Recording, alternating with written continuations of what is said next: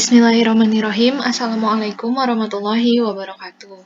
Perkenalkan, saya Karina Hamidah, staf Divisi Kajian Keilmuan Himan, periode 2022-2023. Di sini, izinkan saya untuk menjelaskan terkait soal UAS semester ganjil manajemen operasi tahun lalu.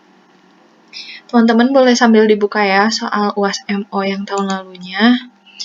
Kita bisa lihat di sini ada beberapa soal, 15 soal yang kita bahas hanya hitungannya saja.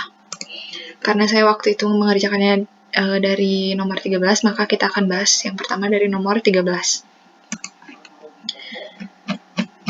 Untuk nomor 13 sendiri soalnya adalah sebuah perusahaan membutuhkan barang dagangan sebanyak 9x00 unit. Harga jual dari barang tersebut adalah sebesar $5.000. Besarnya biaya pemesanan adalah $10.000 dan biaya penyimpanan sebesar 5% dari harga jual per unit per tahun. Dengan total hari kerja selama 1 tahun adalah 300 hari. Ditanyakannya, hitunglah jumlah pemesanan yang paling ekonomis, kemudian jumlah pemesanan yang dapat dilakukan dalam 1 tahun, dan ROP jika lead time-nya 6 hari dan safety stock-nya 5x0 unit, serta yang dihitung terakhir adalah total cost dalam 1 tahun. Dengan keterangan nilai X adalah 1 digit NPM terakhir Anda. Kita mulai jawab ya. Kita tulis diketahuinya dulu. Diketahui di sini adalah D-nya sebanyak 9.400 unit. Kemudian ada S, yaitu $10.000 per order. Kemudian H, 4.750. 9.400 ini merupakan perusahaan butuh dagangan sebanyak berapa sih gitu. Nah, untuk yang S ini 10.000 per order merupakan biaya pemesanan. Untuk H itu adalah 4.750 didapat dari 10.000 dikalikan dengan 5%, yaitu harga jual per unit per tahunnya. Kemudian di soal tercantum hari kerja 1 tahun sebanyak 300 hari. Kita jawab mulai dari yang poin A. Diminta dicari EOQ atau Ki bintang. Ki bintang ini merupakan optimal order quantity-nya. Optimal order quantity atau disebut EOQ. Rumusnya adalah 2 akar dari 2DS dibagi H. Di soal sudah ada keterangan D, S, dan H-nya, tinggal masukkan saja. D-nya 9.400, kemudian S-nya 10.000, kemudian H-nya 4.750. 9.400, 10.000, 4.750. Kemudian dikalikan, 2 dikali 9.400 dikali 10.000 dibagi 4.750, hasilnya 39.578,94737. Lalu diakarkan, hasilnya jadi 198,9 unit. Yang artinya perusahaan dalam sekali pesan, jumlah pesanan yang paling ekonomis adalah sebanyak 198,9 unit. Kemudian yang poin kedua, kita harus mencari T, jarak antar ordernya, T itu. Rumusnya adalah number of working days per year per N. Sebelum masuk ke perhitungan ini, kita harus mencari dulu N-nya, karena tidak ada keterangan N di soalnya. Caranya bagaimana? Caranya adalah D dibagi dengan Ki bintang atau EOQ-nya. D-nya sudah tertera di sini 9.400 unit, masukkan, kemudian Q-nya di sini juga sudah tertera 198,9 unit, masukkan ke sini. Hasilnya adalah 47,3 order per tahunnya. Setelah N-nya didapat, N tinggal dimasukkan ke rumus yang T, dan number of working days per year-nya sebesar 300 ini ya. 300 dibagi 47,3 hasilnya 6,3 hari antar ordernya. Yang dapat disimpulkan dalam setahun pemesanan yang dapat dilakukan adalah sebanyak 47,3 kali order dan jarak antar ordernya 6,3 hari. Terus yang ketiga ada ROP. ROP rumusnya adalah D kecil kali L ditambah safety stock. D kecil ini didapat dari mana?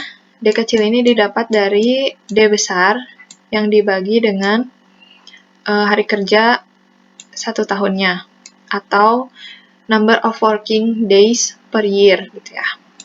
number of working days per years. Itu. Ini D besarnya sudah diketahui 9.400. Kemudian number of working days per years-nya sudah diketahui juga sebesar 300. Hasilnya adalah 31,3. L-nya kita lihat di soal tadi lead time. Lead time-nya itu adalah 6 hari ya, yang ini. Kemudian safety stock-nya 540 dari mana? Dari sini. Karena NPM akhir saya merupakan 4, maka diisinya 540. 181,8 ini didapat dari 31,3 kali 6. Kemudian ditambahkan dengan safety stock 540, hasilnya adalah 727,8 unit. Yang artinya perusahaan sebaiknya melakukan pemesanan kembali ketika di gudang hanya tersisa barang sebanyak 727,8 unit. Yang terakhir ditanyakan adalah TC, atau total annual cost-nya. Rumusnya adalah setup cost ditambah holding cost. Rumus dari setup cost adalah D per Q. Q ini tuh EOQ ya, Q bintang. Dikali S. Kemudian untuk holding cost, ini rumusnya Q per 2 dikali H. Q bintang juga, atau EOQ. Kemudian kita masukkan angka-angka yang sudah ada keterangan di soal. D-nya tadi ini 9.400, masukkan ke sini. Kemudian Q bintang atau EOQ-nya ini 198,9, masukkan ke sini. Kemudian S-nya, biayanya sebesar $10.000, masukkan. Di sini kemudian kita masuk ke yang holding cost. Ada Q bintang atau EOQ, yaitu 198,9 dibagi 2 dikalikan dengan H. H itu ini ya, 4.750. Hasil dari setup cost-nya merupakan 472, 599,30, dan hasil holding cost-nya adalah 472, 387,5. Kemudian dijumlahkan hasilnya menjadi 944.986,8. Jadi total cost dalam 1 tahun adalah sebesar 944.986,8. Itu untuk nomor 13. Kemudian soal yang selanjutnya adalah nomor 14 terkait agregat planning. Oh ya, kalau nomor 14 ini terkait dengan inventory management.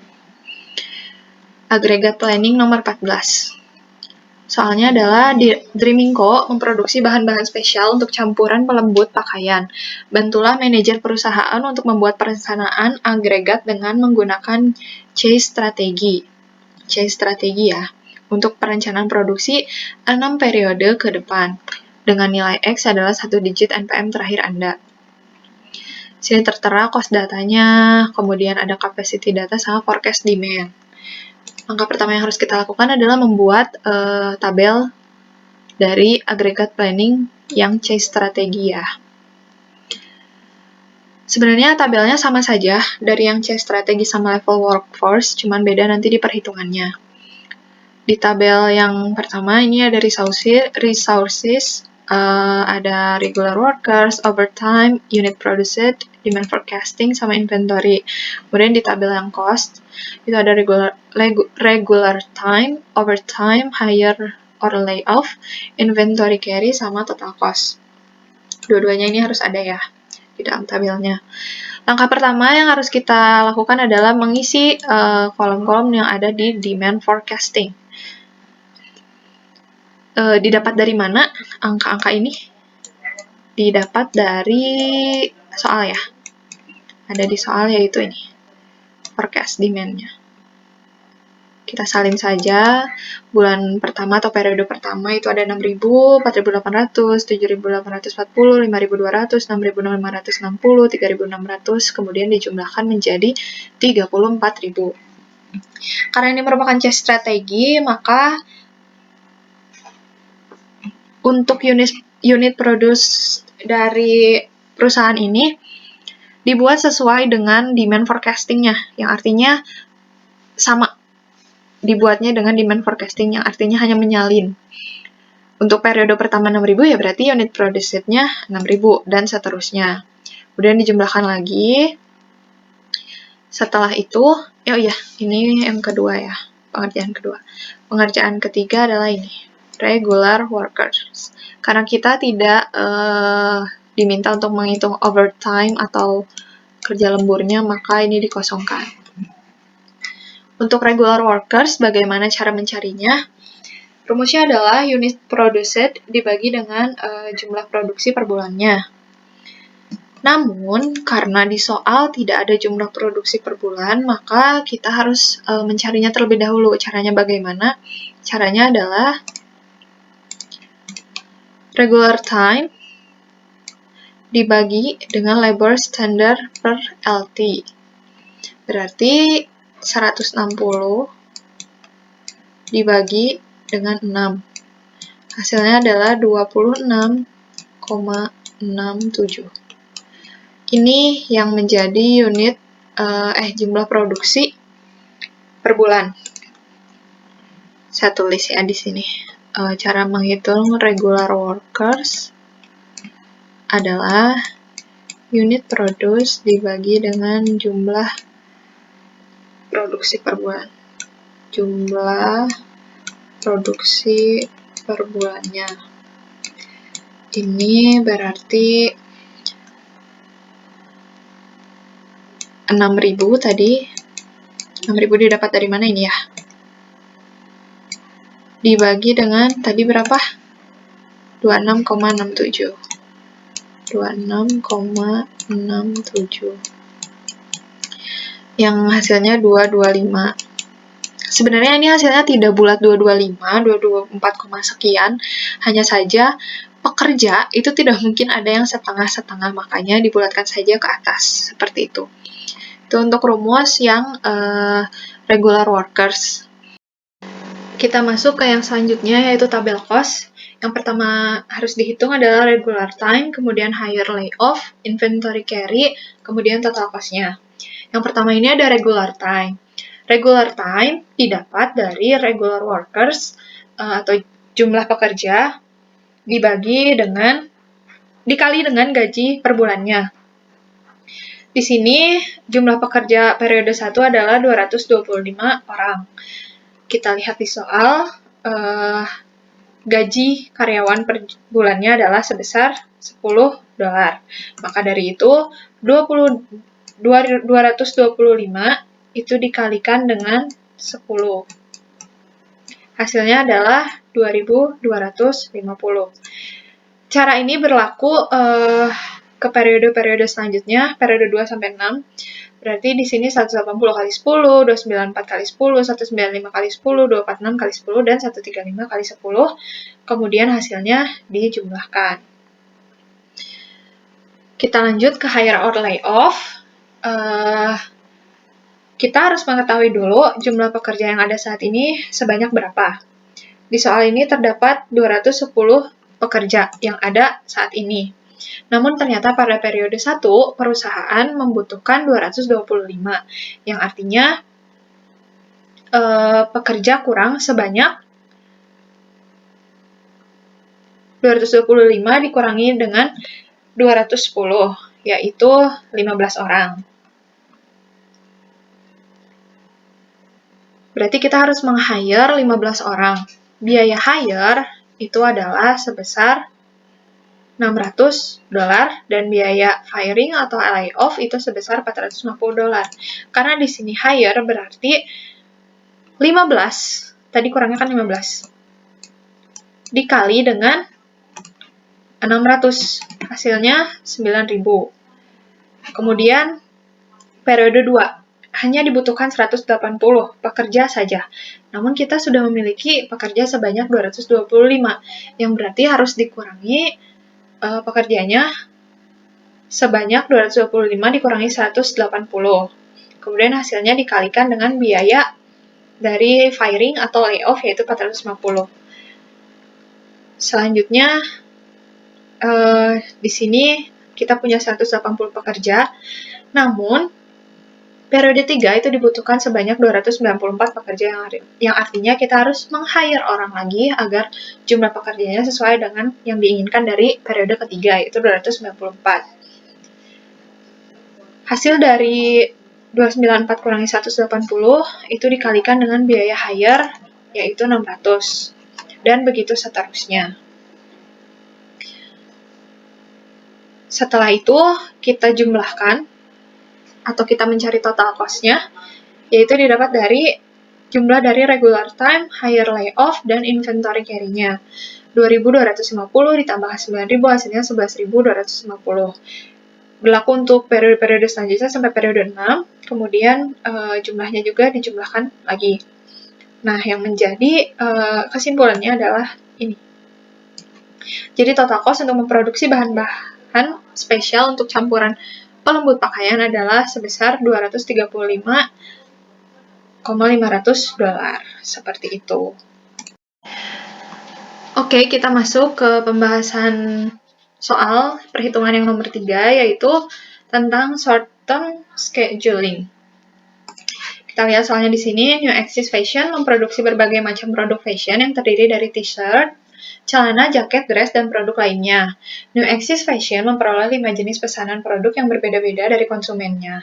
Semua pesanan tersebut akan mulai diproduksi pada tanggal 1 Januari 2022.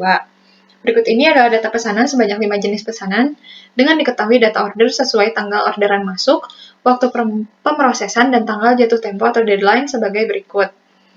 Ini di sini tertera datanya, kemudian saudara diminta menjadi seorang konsultan manajer operasi dalam upaya New Axis Fashion untuk strategi penjadwalan yang dapat diterapkan dengan membandingkan urutan prioritas FCFS, SPT, LPT, dan EDD dengan keterangan nilai X adalah 1 digit NPM terakhir Anda. Kita masuk. Yang pertama adalah strategi FCFS dulu. Tadi disebut ada 4 strategi ya.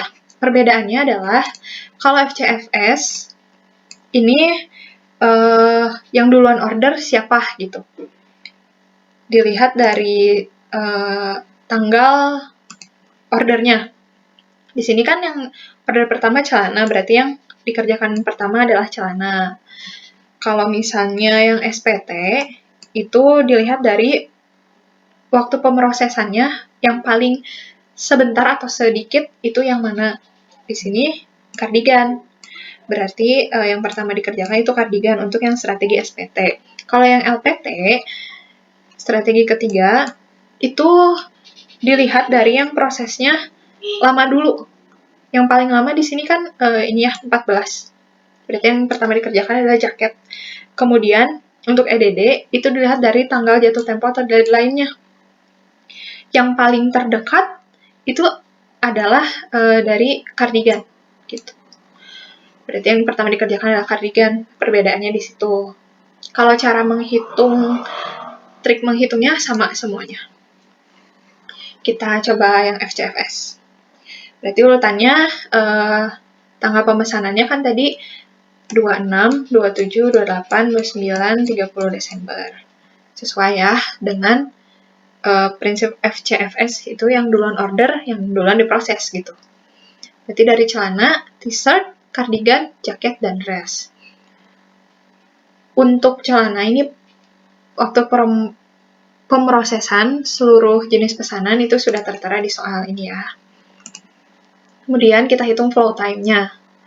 Tabel yang harus ada di setiap strategi itu adalah TMP, jenis pesanan, waktu pemrosesan atau hari, flow time, kemudian tanggal jatuh tempo, dan job lateness. Ini sudah diketahui, ini diketahui, berarti kita harus mengisi tabel yang flow time. Bagaimana caranya? Caranya adalah waktu pemrosesan yang pertama itu adalah celana. Celana itu prosesnya sama 8 hari. Karena sebelumnya tidak ada proses apapun, berarti 0 ditambah 8 hasilnya 8. Kemudian untuk t-shirt, flow time-nya itu adalah penjumlahan dari waktu pemrosesan celana dan t-shirt, yang artinya 8 ditambah 6 sama dengan 14. Begitu pula dengan kardigan.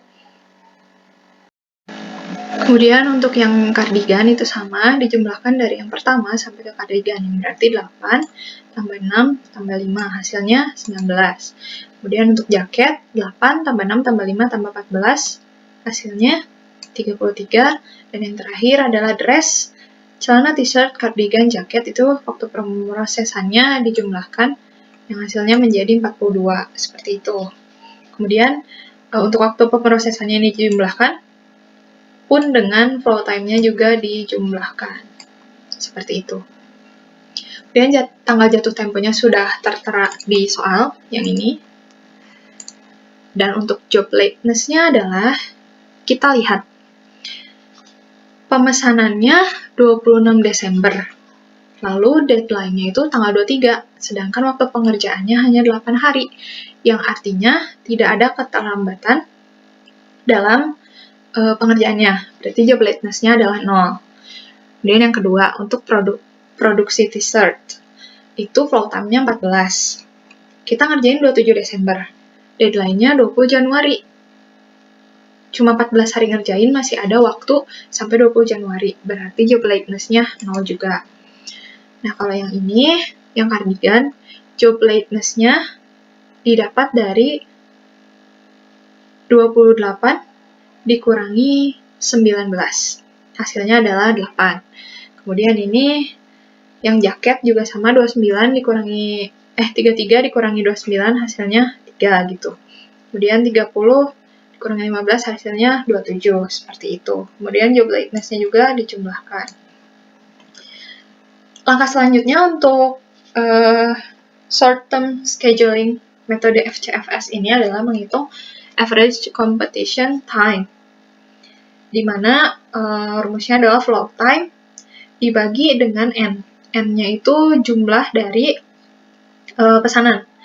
5 pesanan ya, ini ada 5 pesanan, ada celana, t-shirt, cardigan, jaket, dan dress. 116 dibagi 5 hasilnya 23,2. Kemudian kita harus menghitung utilization metriknya, yaitu jumlah waktu pemrosesan dibagi dengan flow time dikalikan 100. 42 dibagi 116 dikali 100 sama dengan 36,21%. Kemudian average number of jobs in the system. Rumusnya adalah flow time dibagi dengan waktu pemrosesan. 116 dibagi dengan 42 sama dengan 2,76. Dan yang terakhir, average job lateness, yaitu jumlah job lateness dibagi dengan N, atau jumlah pesanan, yaitu 5, 38 dibagi 5 sama dengan 7,6. Begitu seterusnya untuk metode SPT, LPT, dan EDD. Hanya membedakan adalah urutan pengerjaan produknya. Seperti itu yang sudah dijelaskan di awal.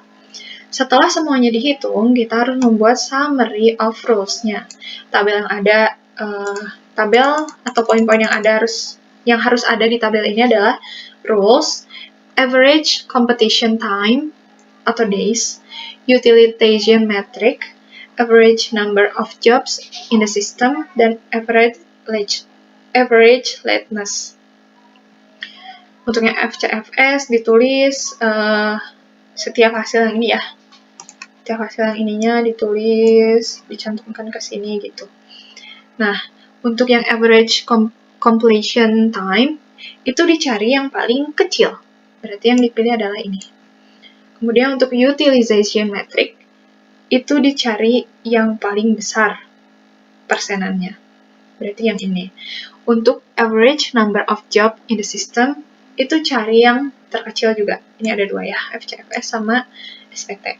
Kemudian yang terakhir ada average lateness, itu dicari yang paling kecil juga, yaitu 3,4 ada di EDD. Seperti itu. Maka dapat disimpulkan, jika perusahaan ingin mengurangi keterlambatan, maka sebaiknya menggunakan EDD. Namun jika tidak berfokus pada itu, maka bisa menggunakan metode lainnya. Cukup sekian pembahasan jawaban soal ujian manajemen operasi semester ganjil tahun lalu. Terima kasih. Wassalamualaikum warahmatullahi wabarakatuh.